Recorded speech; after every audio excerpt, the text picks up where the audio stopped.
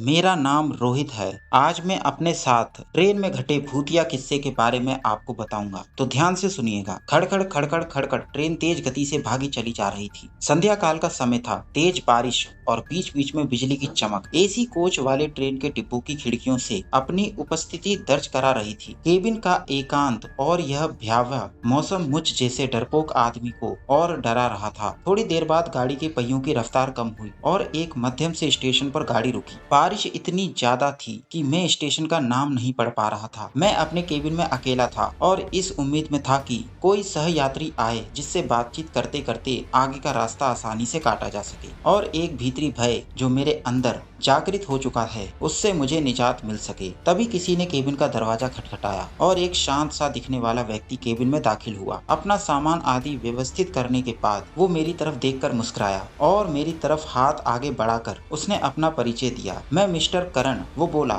मैं कोलकाता जा रहा हूँ पुनर्जन्म से संबंधित एक कार्यशाला में भाग लेने के लिए। मैंने उसे बताया कि मैं कानपुर में एक्सपोजेबल के पद पर हूँ और पटना जा रहा हूँ। उसने कुछ खाने का सामान निकाला और मुझसे भी खाने के लिए कहा, लेकिन मैं बहुत ही शकी किस्म का आदमी, ट्रेन में किसी अजनबी के द्वारा दिए गए खाने को लेना मेरे लिए मुश्किल था। मैंने बहुत नम्रता से उसके आवेदन को ठुकराया। वो भी कम उस्ताद नहीं था, कसकर हंसा और बोला, शक कर रहे हो मेरे ऊपर? अभी तो कुछ नहीं, देखिए आगे क्या क्या होता है। उसके यह शब्द सुनकर मुझे सांप सूंघ गया, किंतु मैंने किसी तरह अपनी घबराहट को छिपाया। कोई स्टेशन आने पर वो उतरता और ट्रेन चलने के बाद किसी दूसरे कंपार्टमेंट से चढ़कर फिर आ जाता। पूछने पर बोलता कि बीच बीच में मैं रेलवे की नौकरी भी कर लेता हूँ। थोड़ी देर के बाद मैं और वह विभिन्न विषयों पर चर्चा करने लगे। उसने पुनर्जन्म से संबंधित बातें शुरू की और पुनर्जन्म को अंधविश्वास बताया। थोड़ी देर बाद उसने मुझसे पूछा कि क्या आप भूत प्रेत पर विश्वास करते हैं? मैंने कहा, बिल्कुल। वो जोर से हंसा और बोला, यह सब बकवास है। मुझे भूतों पर विश्वास था, किंतु वो भूतों के अस्तित्व को नकारता रहा। रात अपने स्तर पर पहुंच चुकी थी। चर्चा उपरांत में एसी फर्स्ट श्रेणी के कक्ष में सोने का प्रयास कर रहा था। अचानक मुझे ऐसा अनुभव हुआ कि कोई मेरे गले पर गर्म अंगार रख रहा है। मैं हड़बड़ा कर उठा। कहीं कोई नहीं। मेरे अलावा उस कक्ष में मेरा वही सहयात्री था जो सामने की सीट पर लेटा घोड़े बेचकर सो रहा था। मैं फिर सोने का प्रयास करने लगा। अभी आंख लगी ही थी, मुझे अपने पेट पर बहुत तेज दबाव और हंसने की तेज आवाज सुनाई दी। मैं घबरा कर उठा तो देखा कि वह यात्री सीट पर नहीं था। लगभग 1-2 मिनट बाद वो आया और बोला, जनाब सोए नहीं? मैंने अपनी घबराहट रोकते हुए उससे कहा, अभी नींद नहीं आ रही, और मैंने अपने बैग से एक मैगजीन निकाली और पढ़ने का नाटक करने लगा। वह यात्री भी सीट पर लेट गया और कुछ देर में उसके खर्राटे केबिन में गूंजने लगे। मैं भी थोड़ा निश्चिंत हुआ और सीट पर आंख बंद कर लेट गया। ट्रेन कभी धीमी होती, कभी रफ्तार पकड़ लेती, लेकिन मेरे दिल ने अब तेज रफ्तार ही पकड़ रखी थी। भय और घबराहट के कारण मूतने की इच्छा अपने आप जीवित हो जाती और मैं टॉयलेट की तरफ मुड़ जैसे ही